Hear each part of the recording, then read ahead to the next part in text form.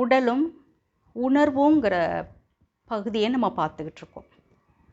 எப்படி நம்மளோட மனசுக்கு ஒரு பாதிப்பு வந்ததுன்னா உடல் அதை சமாளிக்க முடியாமல் திணறுதுங்கிறத நம்ம பார்த்துக்கிட்டு இருக்கோம்.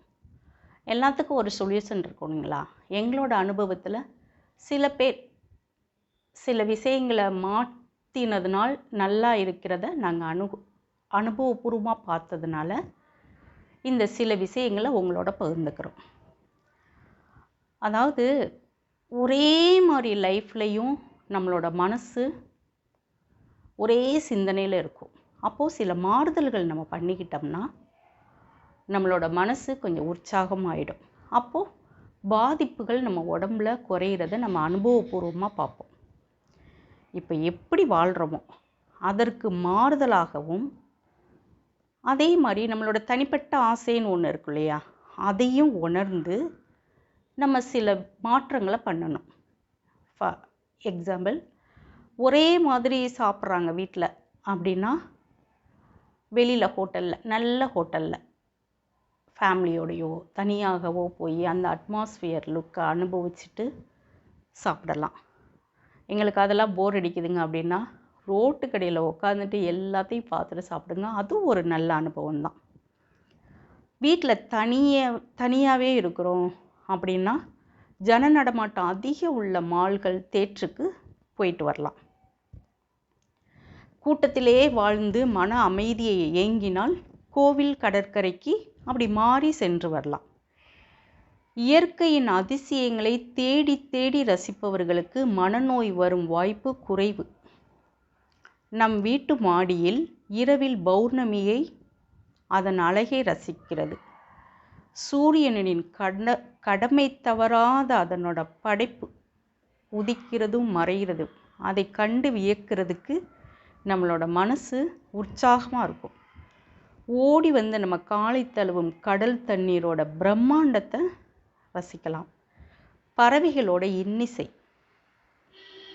நல்ல வாய்ஸ், அதெல்லாம் இனம் பிரித்து நம்மளோட மனசு இனம் கண்டுக்கிட்டால் கொண்டாட்டமாக இருக்கும்.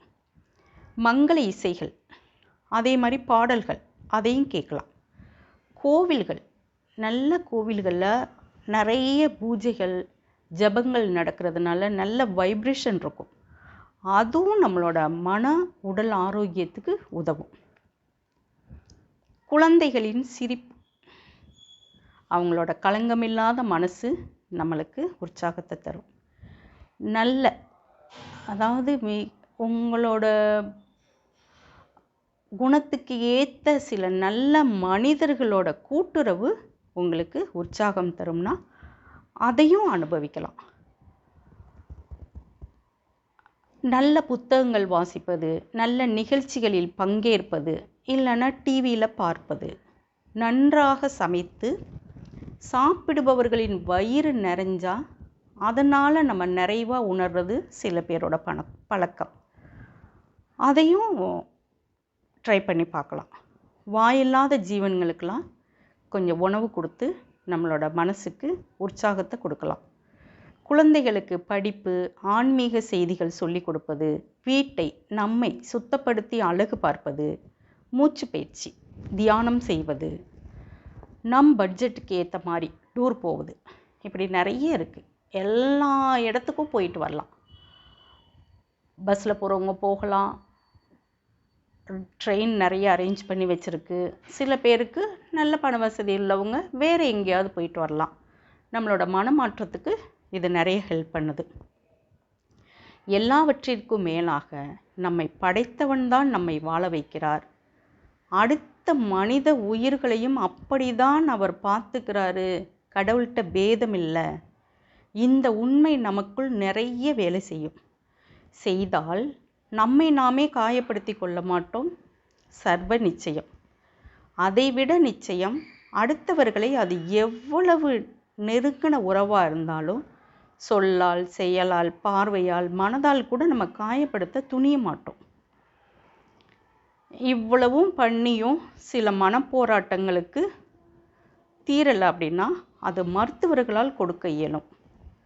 சில மருந்துகளால் நம்முள் ரசாயன மாற்றங்களை ஏற்படுத்தி சில சுரப்பிகளை அதிகப்படுத்தியும் குறைத்தும் நம்மை குணப்படுத்த டாக்டர்னால் முடியும். அதுக்கான நல்ல மருந்துகள்லாம் இன்றைக்கி இருக்குது. அதுவும் நம்ம உள்ளுக்குள்ளே எடுத்துக்கும் போது சில சுரப்பிகளோட தன்மையினால் நம்மளோட வேகமான சிந்தனைகள் குறையும். குறைந்த சிந்தனை உள்ளவர்களுக்கு வேகப்படுத்தி கொடுக்க டாக்டர்னால் முடியும். அந்த காலத்தில் பெரியவங்க சொல்லுவாங்க, நோய்க்கும் பார் பேய்க்கும் பார். பேய் என்பது அடங்காத நம் மனம்தான். நேர்த்திக்கடன் போட்டு தொடர்ந்து கோவிலுக்கு சென்றே சரியானவர்கள் அநேகர் நம் வாழ்வில் பார்த்துருப்போம். மனதை புரிந்து கொள்வோம், மாற்றத்தை ஏற்படுத்துவோம், இயல்பாக வாழ்வதே இயற்கை என்பதை நம் மனதிற்கு புரிய வைப்போம். அந்தமானில் டூர் போயிருக்கும்போது பழங்குடியினரோட இயற்கையை மாற்றாத இயல்பான அவர்களோட வாழ்க்கையை கேட்டு பிரமித்து போனேன்.